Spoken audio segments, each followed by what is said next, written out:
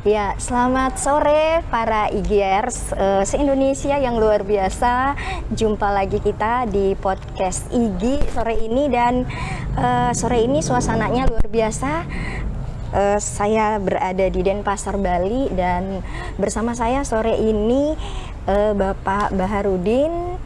Beliau adalah Ketua Wilayah Ikatan Guru Indonesia Provinsi Sulawesi Tenggara. Selamat sore Pak Bahar. Selamat sore. Ya, saya panggil Pak Bahar ya. Boleh. Iya.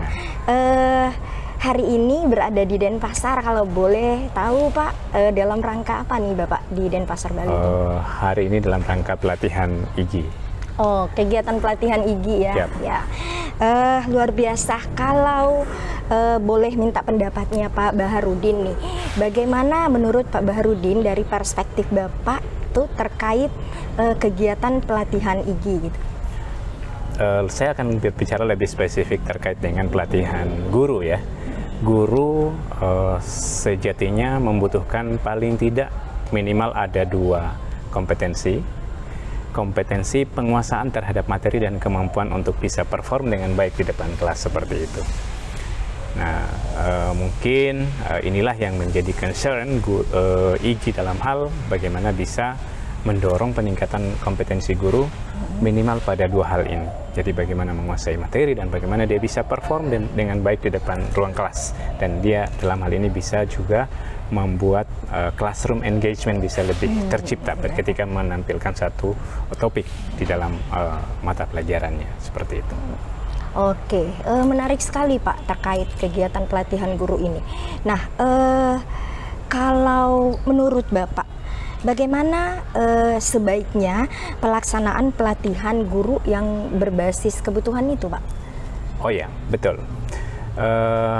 Pelatihan guru memang sudah sejatinya dia berbasis kebutuhan.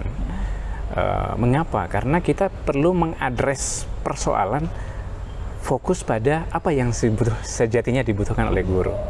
Nah, pelatihan berbasis kebutuhan guru menurut perspektif saya adalah pelatihan yang berdasarkan riset, pelatihan yang berdasarkan survei, pelatihan yang berdasarkan data-data dari sasaran pelatihan itu sendiri, sehingga guru perlu dikaji lebih dilihat lebih detail guru butuh apa sesungguhnya, sehingga kita lebih tepat sasaran menjawab kebutuhan ini. Seperti itu. Kalau bisa dijelaskan lebih spesifik, seperti apa itu Pak teknisnya? Lebih teknis saya bisa mengatakan ini adalah training need analysis. Jadi ada satu analisis kebutuhan pelatihan. Kebutuhan pelatihan ini bisa dikumpulkan, diambil datanya dengan bentuk penelitian, pengambilan data-data melalui survei atau pengambilan data-data berdasarkan kuesioner yang di-share yang akan dibagi kepada sasaran pengambilan data itu sendiri.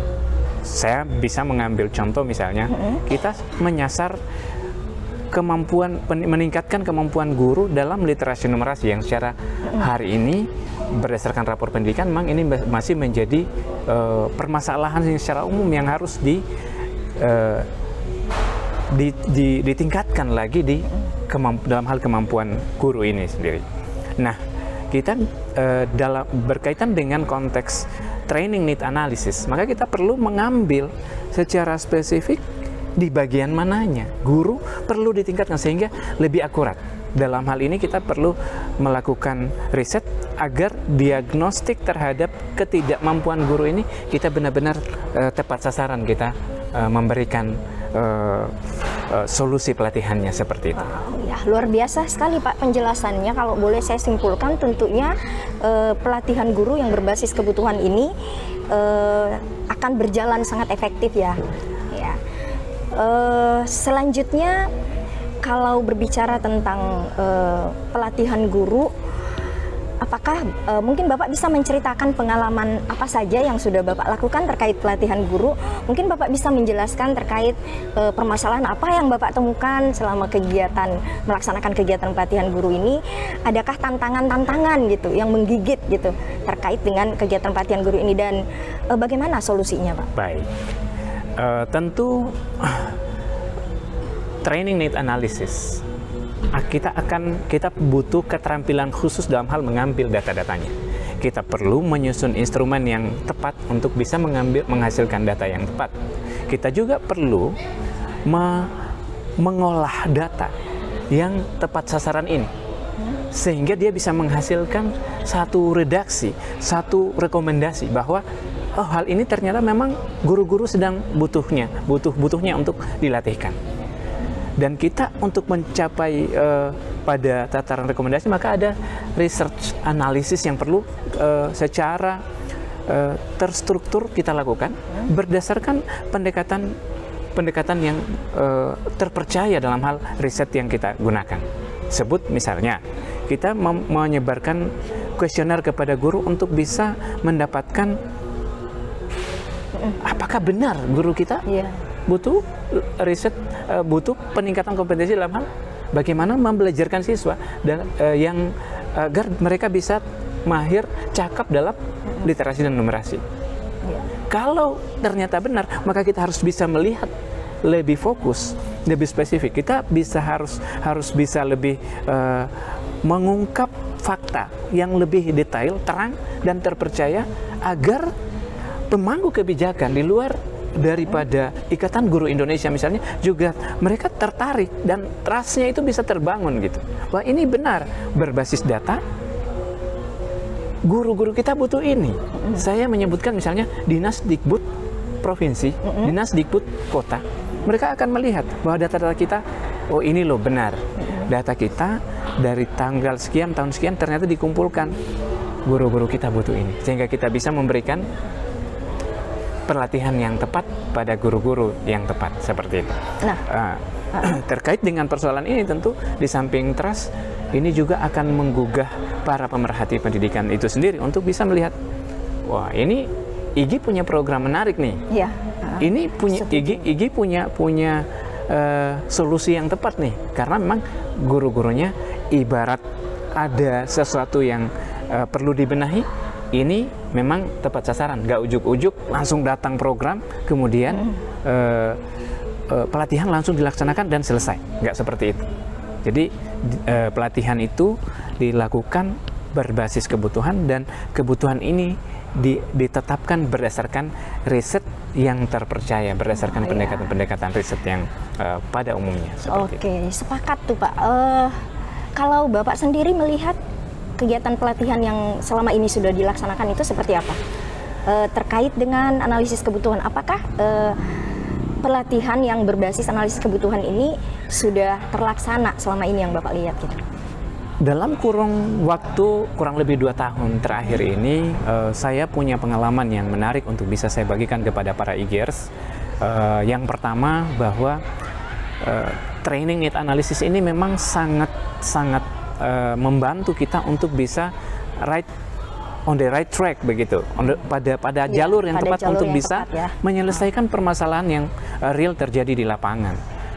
Memang secara umum banyak pelatihan yang datang langsung, ya tema pelatihannya ini, materinya ini, durasi waktunya kayak gini. Lalu setelah selesai dievaluasi, ternyata ada beberapa hal yang masih questionable dan masih ada yang perlu dibenahi. Dalam hal inilah kemudian training need analysis ini sangat berperan penting dalam menentukan apa yang harus dilatihkan, bagaimana durasi waktu, dan seperti apa kemasan konten agar dia bisa lebih menarik terhadap peserta. Karena peserta yang menentukan apa yang mereka butuhkan, dan kita yang melayani dengan tepat kira-kira butuh apa peserta pelatihan yang akan dilaksanakan seperti itu. Luar biasa sekali Bapak penjelasannya. Saya sampai membayangkan ke depan kalau IGI kemudian melaksanakan kegiatan berbasis kebutuhan ini, tentunya pelatihan ini akan menjadi lebih menarik dan banyak peminatnya ya. Nah, satu pertanyaan terakhir Pak, apa harapan Bapak gitu terkait kegiatan pelatihan yang dilaksanakan oleh IGI yang berbasis kebutuhan ini? Harapan saya bahwa ini tidak hanya menjadi kebiasaan yang diciptakan di daerah secara lokal, di satu tempat tertentu, tapi ini bisa menjadi miniatur aktivitas yang bisa dicontoh dan diduplikasi di daerah-daerah lain, sehingga ini bisa menjadi masif dan bergerak secara menyeluruh di seluruh wilayah Indonesia, dan pada akhirnya ini akan menjadi satu kebiasaan gitu. Ketika ini menjadi satu kebiasaan, IGI dan mungkin organisasi-organisasi profesi lain bisa meniru pola yang sama agar